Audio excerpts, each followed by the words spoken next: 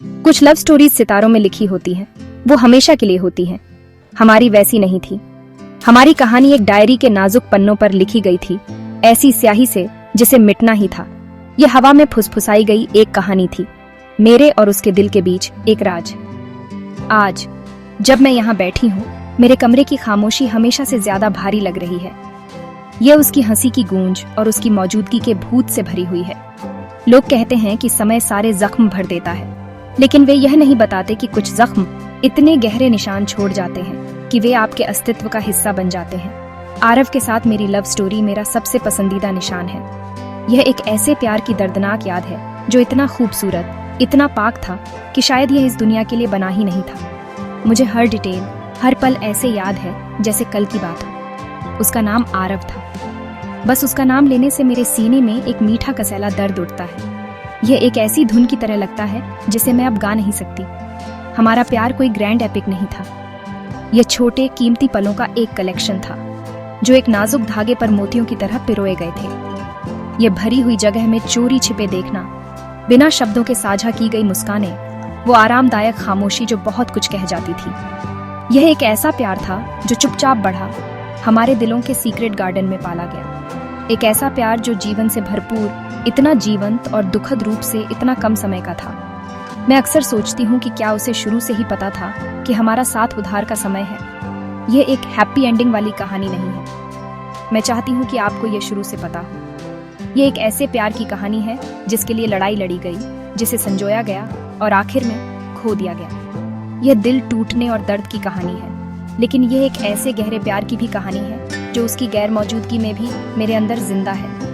यह इस बात की कहानी है कि कैसे सबसे अच्छी आंखों वाले एक साधारण लड़के ने मुझे सच्चे प्यार का मतलब सिखाया, और फिर उसकी गैर मौजूदगी ने मुझे सच्चे दुख का मतलब सिखाया। मैं यह कहानी दया पाने के लिए नहीं, बल्कि हमारे साझा प्यार का सम्मान करने के लिए बता रही हूँ। एक ऐसा प्यार जो उतना ही असली और ठोस था जितनी अब इस पन्ने पर गिरने वाले आंसू।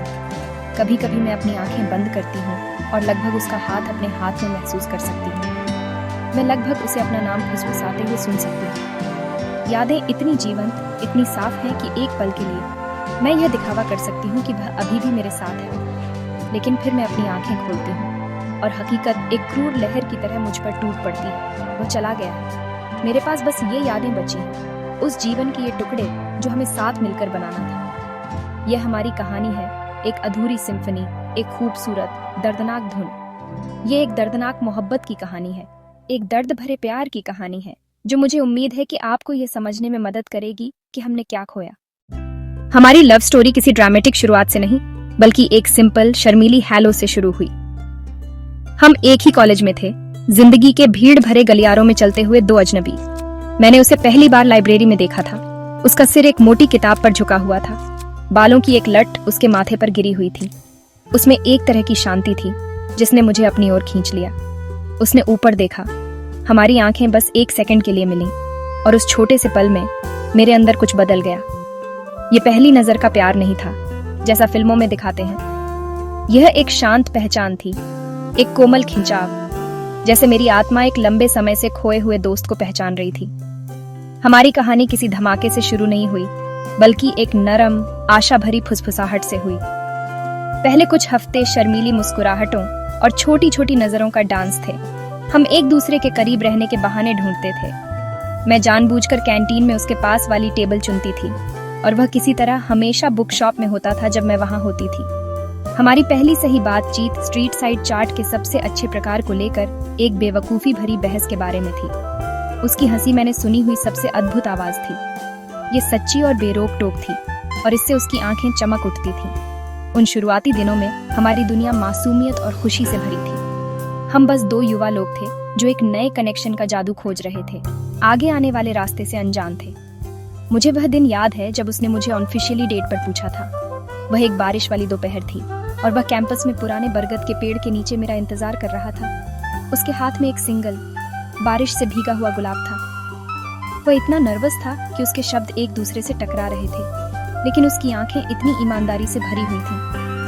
उसने कहा कि उसे पसंद है कि जब मैं अपने सपनों के बारे में बात करती हूँ तो मेरी आंखें कैसे चमक उठती हैं। उसने कहा कि उसे पसंद है कि मैं खुद से गुनगुनाती हूँ जब मुझे लगता है कि कोई सुन नहीं रहा है। ये सबसे सरल, सबसे ईमानदार कबूलनामा था और मेरा दिल पिघल गया। उस दिन ग्रे रोते हुए आसमान के नीचे हमारी लव स्टोरी सही मायने में शुरू हुई, सबसे चमकीले, सबसे आशा भरे रंगों में रंगी हुई। वे शुरुआती दिन हमारे गोल्डन एरा थे। हम घंटों सब कुछ और कुछ भी नहीं के बारे में बातें करते थे।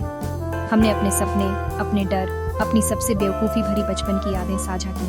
वह एक राइटर बनना चाहता था, ऐसी कहानियां बताना चाहता था जो लोगों के दिलों को छू जाए। मैं एक पेंटर बनना चाहती थी, दुनिया की खूबसूरती को कैनवास पर कैद करना चाहती थी।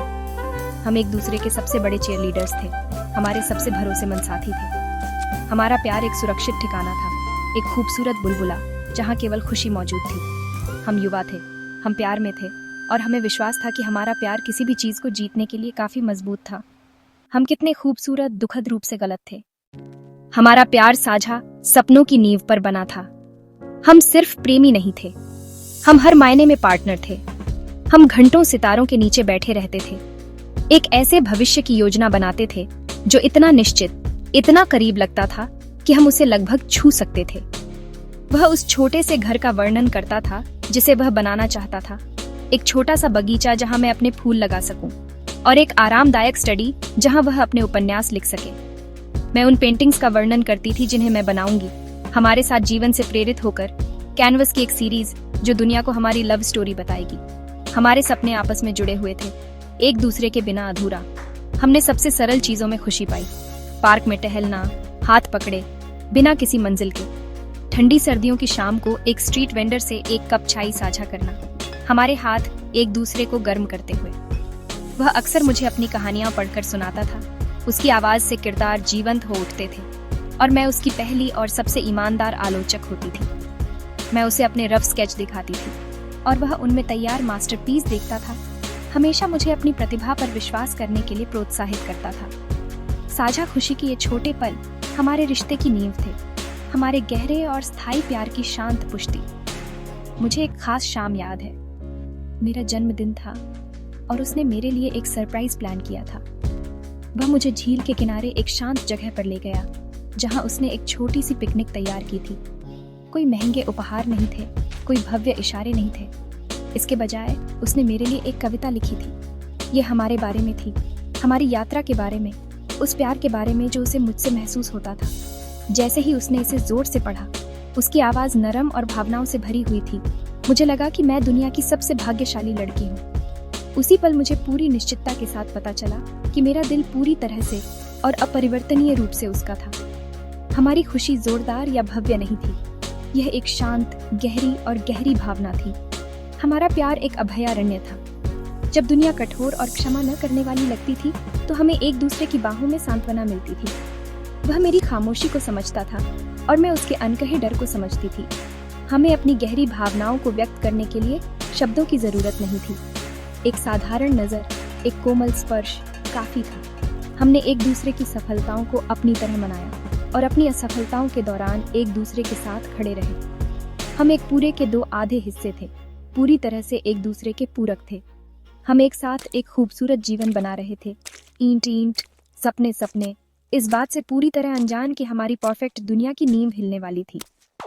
हर खूबसूरत कहानी में एक टकराव होता है और हमारी भी अलग नहीं थी। परेशानी का पहला संकेत हमारे परिवारों के रूप में सामने आया। मेरे माता पिता हालांकि प्यार करने वाले थे, पारंपरिक थे। उनके पास मेरे भविष्य के लिए एक निश्चित विजन था, एक रास्ता जो उनके समुदाय के भीतर एक उपयुक्त मैच से जुड़ा था। आरव एक लेखक बनने के अपने सपनों और अपने साधारण बैकग्राउंड के साथ उनकी सावधानी से बनाई गई योजनाओं में फिट नहीं बैठता था। उन्होंने उसे एक ध्यान भटकाने वाला, एक ऐसा चरण माना जिससे मैं गुजर रही थी। उनकी विनम्र मुस्कान और 90 तुले शब्दों में एक ऐसी असहमति थी जो उतनी ही स्पष्ट थी जितनी की अनकही थी। उसका परिवार बहुत अलग नहीं था। वे साधारण, मेहनती लोग थे जो जुनून से ज्यादा व्यावहारिकता में विश्वास करते थे।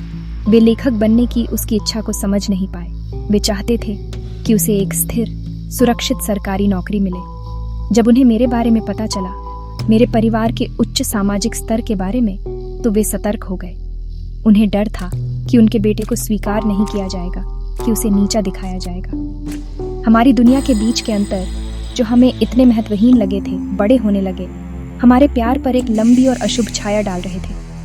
हमारे परफेक्ट बुलबुले के बाहर की दुनिया उतनी दयालु नहीं थी। हमने इससे लड़ने की कोशिश की। हमें विश्वास था कि हमारा प्यार किसी भी खाई को पाटने के लिए काफी मजबूत है। हम चोरी छिपे मिलते थे, हमारे चुराए हुए पल और भी कीमती हो गए थे। लेकिन दबाव बहुत ज्यादा था।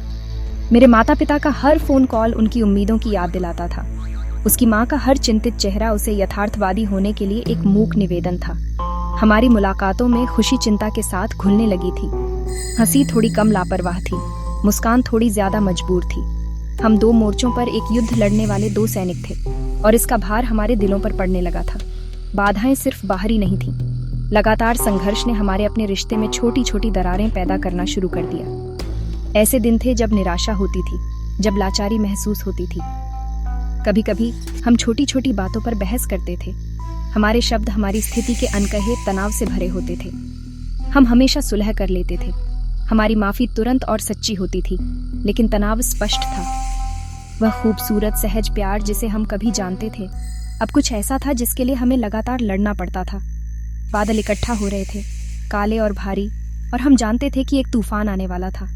हम बस एक दूसरे को कसकर पकड़े हुए थे, उम्मीद कर रहे थे कि हम इसे एक साथ झेल लेंगे। बारिश की पहली असली बूंद उस दिन गिरी जिसे मैं कभी नहीं भूलूंगी। मेरे पिता ने एक संभावित दूल्हे से मिलने का इंतजाम किया था, एक लड़का जो एक अमीर, अच्छी तरह से सम्मानित परिवार से था। मैंने मना कर दिया। बेशक मैंने अपने माता पिता को आरव के बारे में बताया, हमारे प्यार के बारे में, हमारे सपनों के बारे में। मैंने उनसे विनती की, उनसे समझने की भीख मांगी। मुझे गुस्सा, चिल्लाना की उम्मीद थी, लेकिन मुझे जो मिला वह बहुत बुरा था। एक ठंडी, अटल खामोशी। मेरे पिता ने बस इतना कहा कि मुझे लड़के से मिलना होगा, कि यह पारिवारिक सम्मान का मामला था। उसके शब्द शांत थे, लेकिन वे एक थप्पड़ की तरह महसूस हुए। यह पहली बार था जब मुझे अपनी परिस्थितियों में सचमुच फंसा हुआ महसूस हुआ। मैंने आरव को सब कुछ बताया। फोन पर मेरी आवाज टूट रही थी। वह हमेशा की तरह मेरा सहारा था। उसने मुझसे चिंता न करने को कहा कि हम इसका एक साथ सामना करेंगे। उसने कहा कि वह आएगा और मेरे पिता से बात करेगा, आदमी से आदमी की तरह। वह बहादुर था, अविश्वसनीय रूप से बहादुर। अगले दिन वह मेरे घर आया, अपने सबसे अच्छे कपड़ों में। उसका दिल उम्मीद से भरा था और उसके हाथ हर उस चीज से खाली थे जिसे मेरे पिता महत्व देते थे। मैंने अपनी खिड़की से देखा कि मेरे पिता उससे बगीचे में बात कर रहे थे। मैं उनके शब्द नहीं सुन सकती थी, लेकिन मैं आरव के हाव भाव में आत्मविश्वास वाली उम्मीद को धीरे धीरे टूटते हुए देख सकती थी, जिसकी जगह पूरी तरह से हार के भाव ने ले ली थी। जब वह गया तो उसने मेरी खिड़की की ओर देखा भी नहीं। मेरे पिता अंदर आए और मुझे स्पष्ट शब्दों में बताया कि मुझे आरव से फिर कभी मिलने की मनाही थी। उसने कहा कि आरव मेरे लिए अच्छा नहीं था, कि वह मुझे वह जीवन नहीं दे सकता था जिसकी मैं हकदार थी। उसने आरव के सपनों को मूर्खतापूर्ण और उसके प्यार को बचकाना मोह कहा। हर शब्द मेरे दिल में एक खंजर की तरह चुभा। मैं चिल्लाई, मैं रोई, मैंने बहस की, लेकिन यह एक पत्थर की दीवार से बात करने जैसा था। मेरी दुनिया, जो कभी रंगों और रोशनी से भरी थी, अचानक अंधेरे में डूब गई। तूफान आखिरकार टूट गया था। उस रात मुझे इतना गहरा, इतना कच्चा दर्द महसूस हुआ कि मुझे लगा कि मेरा दिल शारीरिक रूप से टूट जाएगा। ये लाचारी, अन्याय का दर्द था। मेरे प्यार को खारिज और नीचा दिखाया जाने का दर्द था।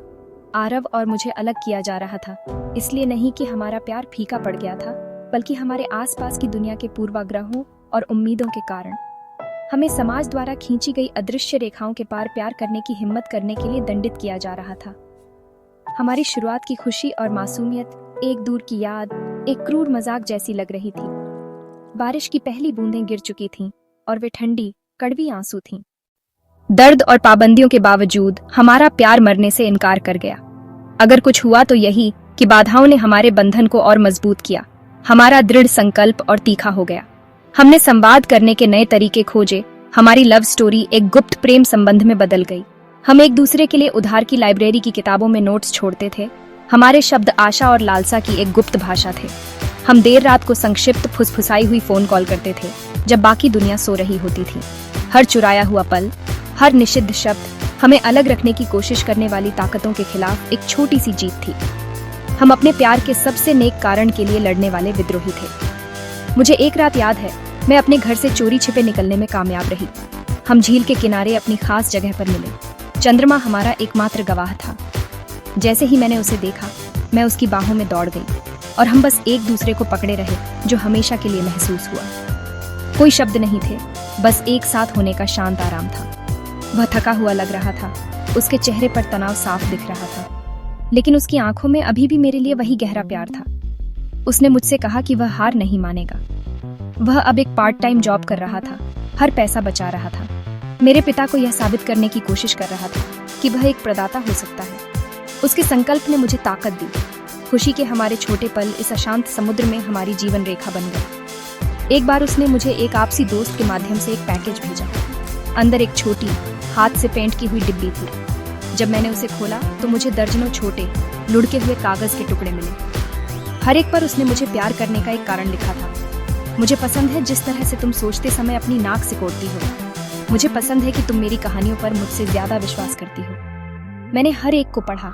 मेरे आंसुओं ने स्याही को धुंधला कर दिया। यह उस सुंदरता की याद दिलाता था जिसके लिए हम लड़ रहे थे।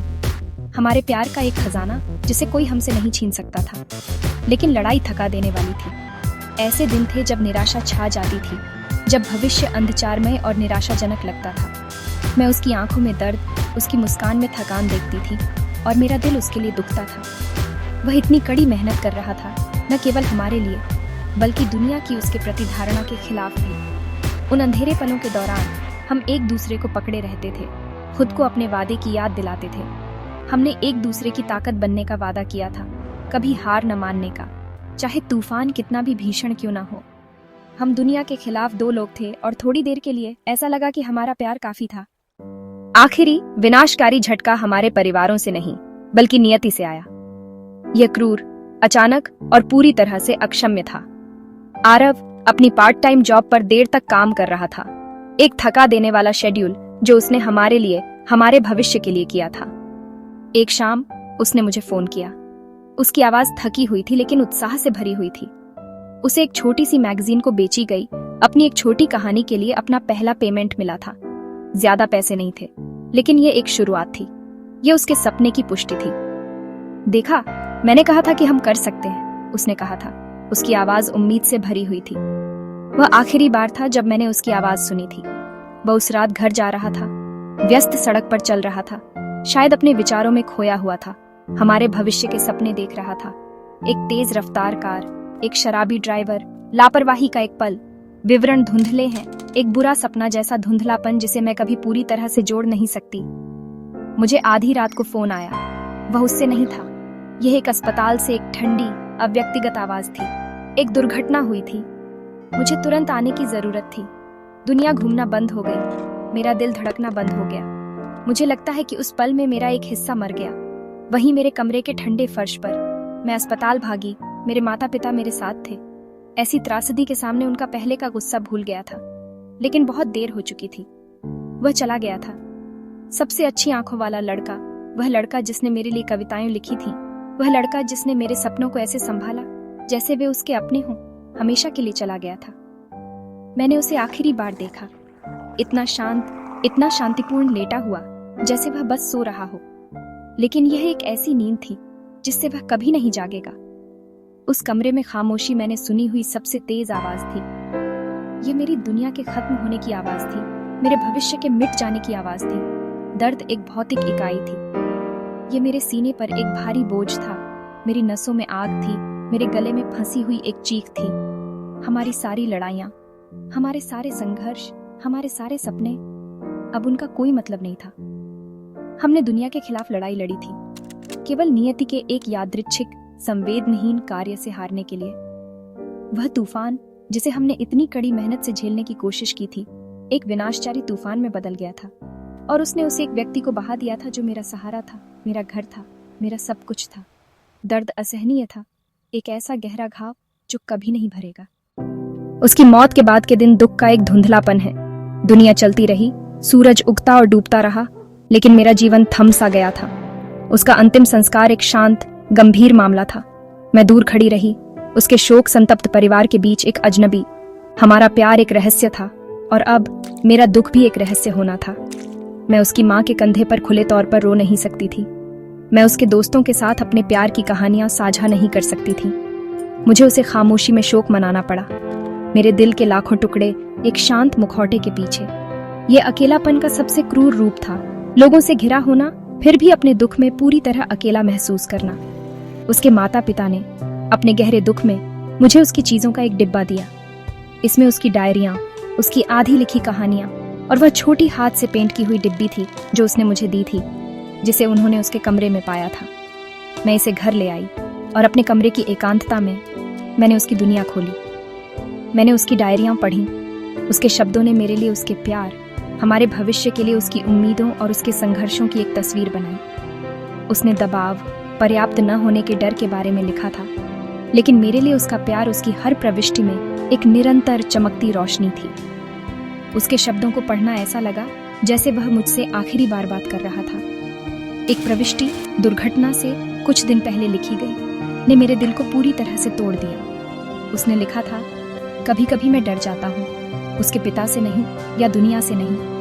मुझे डर है कि मैं उससे इतना प्यार करता हूँ कि मुझे नहीं पता कि मैं उसके बिना कैसे जीऊँगा। लेकिन फिर मैं उसकी तस्वीर देखता हूँ और मुझे पता है कि मुझे लड़ते रहना होगा। उसके लिए, हमारे लिए। हमारा प्यार किसी भी लड़ाई के लायक है। वह मरने से कभी नहीं डरता था, वह मेरे बिना जीने से डरता था। और अब मैं ही बची थी, उसके बिना दुनिया में जी रही थी। एक ऐसा भाग्य जिसे वह खुद डरता था। विडंबना एक क्रूर आखिरी वार थी। आज साल बीत गए हैं। तेज दर्दनाक दर्द एक निरंतर लिंगरिंग दर्द में बदल गया है। मैंने फिर कभी प्यार नहीं किया। मैं कैसे कर सकती थी? वह मेरा एक सच्चा प्यार था, मेरा सोलमेट। मैं हर दिन उसकी याद के साथ जीती हूँ। मैं एक पेंटर बन गई, जैसा मैंने सपना देखा था। लेकिन मेरे कैनवस उन खुशी के चमकीले रंगों से नहीं भरे हैं जिनकी हमने कभी कल्पना की थी। वे ग्रे के रंगों से भरे हैं, एक ऐसे प्यार की उदास सुंदरता से जो खो गया था लेकिन कभी भूला नहीं गया। हमारी कहानी एक दर्दनाक मोहब्बत की कहानी इससे पहले खत्म हो गई कि यह सचमुच शुरू हो पाती। लेकिन मेरे दिल में और मेरे कैनवस पर हमारा प्यार जीवित है, हमेशा। ये सीरीज सिर्फ एंटरटेनमेंट और इंफॉर्मेशन के लिए बनाई गई है। हमारे कंटेंट का उद्देश्य सिर्फ आपको अच्छा और मीनिंगफुल कंटेंट देना है। अगर आपको हमारा कंटेंट पसंद आए तो अपना प्यार कमेंट्स में जरूर दिखाएं। और अगर आप किसी नए टॉपिक पर सीरीज देखना चाहते हैं तो हमें अपने सजेशंस भेज सकते हैं। आपका सपोर्ट हमारे लिए बहुत महत्वपूर्ण है। धन्यवाद। अगर आप चाहते हैं कि इसमें कोई और स्पेसिफिक चीज ऐड हो तो बता सकते हैं।